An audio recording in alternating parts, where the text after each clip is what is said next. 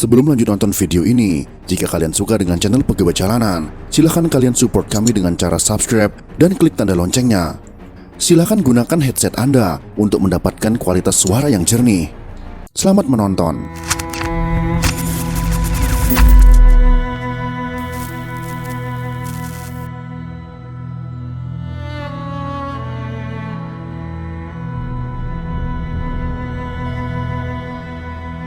Setiap tempat bersimbah darah dan kanal-kanal dipenuhi dengan mayat-mayat. Sebagian besar kota diselimuti abu dan 5.000 warga Cina yang terkenal rajin dan penuh pengabdian itu telah tewas. Demikianlah kisah memilukan dari sebuah catatan akhir abad ke-18 yang pernah tersimpan di perkumpulan komunitas Cina di Jakarta. Sebuah kota membutuhkan warga yang menghidupkan kegiatan perekonomian. Salah satu komunitas perintis yang bermukim di dalam tembok kota adalah masyarakat Cina, yang kelak menjadi cikal bakal budaya peranaan di kota itu. Bahkan VOC menunjuk seorang kapitan pertama untuk mengatur masyarakat Cina di Batavia pada awal abad ke-17. Pada awal abad ke-18, perekonomian dunia yang melesu dengan turunnya harga gula turut mempengaruhi kehidupan Batavia. Pengangguran di Batavia meningkat. Sementara itu pendatang dari Cina kian memadati kota tertua di Asia Tenggara itu. Setidaknya ada sekitar 4.000 orang Cina bermukim di dalam tembok kota, sedangkan sekitar 10.000 orang berada di luar tembok kota. Gubernur Jenderal VOC, Kongsi Dagang Hindia Timur, yaitu Adrian Falkner, melakukan kebijakan untuk mengirimkan kelebihan pengangguran itu ke Sri Lanka. Karena di Pulau Tenggara India itu, VOC juga mendirikan benteng dan kota persinggahan.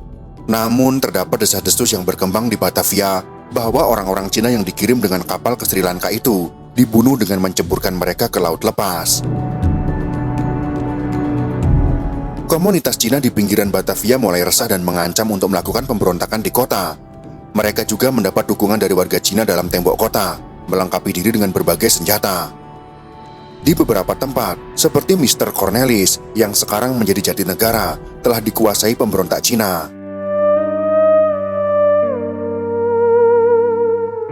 Pada tanggal 9 Oktober tahun 1740, terjadilah huru-hara di dalam tembok kota Batavia. Para serdadu VOC melakukan perampokan dan pembersihan warga Cina. Permukiman Cina dibakar. Semua warga Cina dalam tembok kota, baik pria maupun wanita, bahkan anak-anak yang lari berhamburan ke jalan kota dibunuh dengan keji. Kekejian dan kekejaman itu pun berlanjut.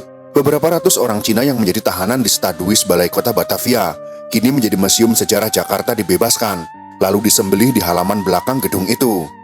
Diperkirakan antara 5.000 sampai dengan 10.000 warga Cina telah dibantai. Rumah Kapitan Cina Ni Hukong yang terletak di Roa Malaka, nama jalan itu masih ada hingga kini, dijarah lalu dihancurkan. Sang kapitan yang bertanggung jawab terhadap segala aktivitas orang-orang Cina itu ditangkap dan akhirnya wafat dalam pembuangannya di Ambon. Polemik pun kian membesar, bahkan turut melibatkan kalangan lokal setelah beredar isu bahwa orang-orang Cina berencana memperkosa perempuan lokal, membunuh para lelakinya, atau menjadikannya sebagai budak. Maka kaum pribumi dari berbagai suku yang ada di Batavia pun bergabung dengan VOC untuk membantai etnis Tionghoa. Falkner memanfaatkan situasi ini dengan menggelar sayembara. Ia menjanjikan hadiah besar untuk setiap kepala orang Cina yang berhasil dipancung. Hembing Wijaya Kesuma, pembantaian massal 1740, tragedi berdarah Angke, tahun 2005, halaman 103. Dampaknya sangat signifikan. Ratusan orang Cina ditangkap dan disembelih di halaman Balai Kota Batavia, termasuk para tahanan. Pembantaian berlangsung setidaknya hingga 22 Oktober tahun 1740, belum termasuk rangkaian upaya pembersihan setelahnya.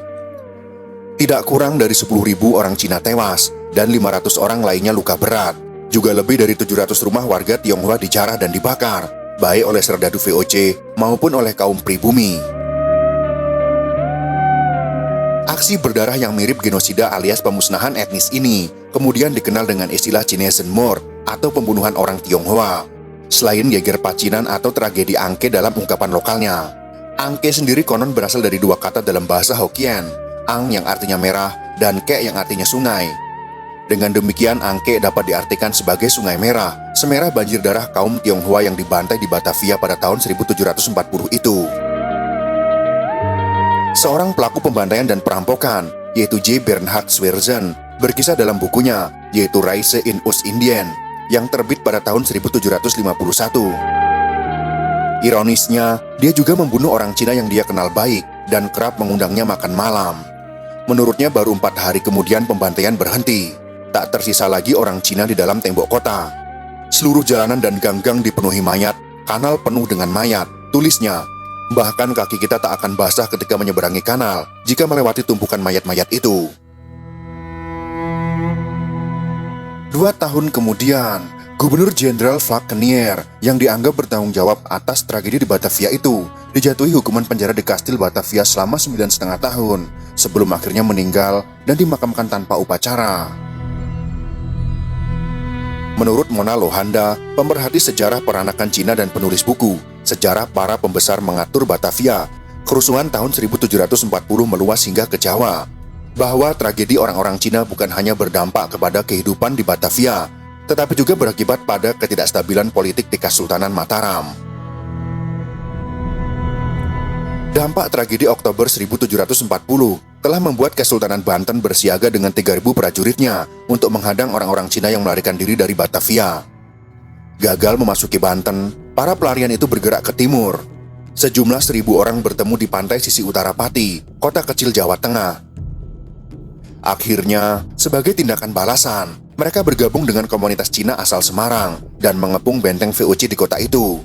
Tidak hanya itu, mereka juga menyerang pertahanan VOC di Rembang, sebuah benteng pinggir pantai. Tampaknya inilah perlawanan terhebat dan terheroik orang-orang Cina kepada VOC dalam sejarah peranakan Indonesia yang terlupakan. Kalaulah Raja Kartasura, yaitu Susuhanan Pakubuwana II, menyatukan antara kekuatan pemberontakan orang-orang Cina dan kekuatan prajurit keratonnya, mungkin saja VOC bisa hengkang dari Jawa Tengah. Namun, sang raja tampaknya menyia-nyiakan momentum sehingga VOC berhasil menguasai keadaan dengan campur tangan dalam urusan kerajaan.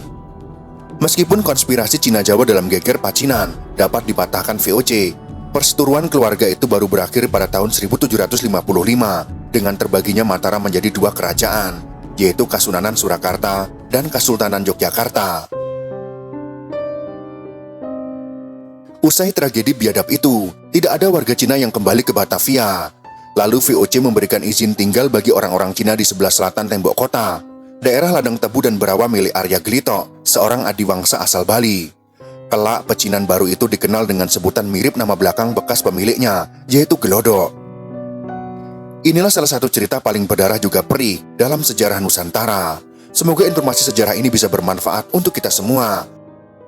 Jika kalian suka dengan video ini, silakan berikan jempol ke atas. Dan jika kalian menganggap video ini bermanfaat, maka bagikanlah untuk teman-teman Anda yang lain. Terima kasih sudah menonton.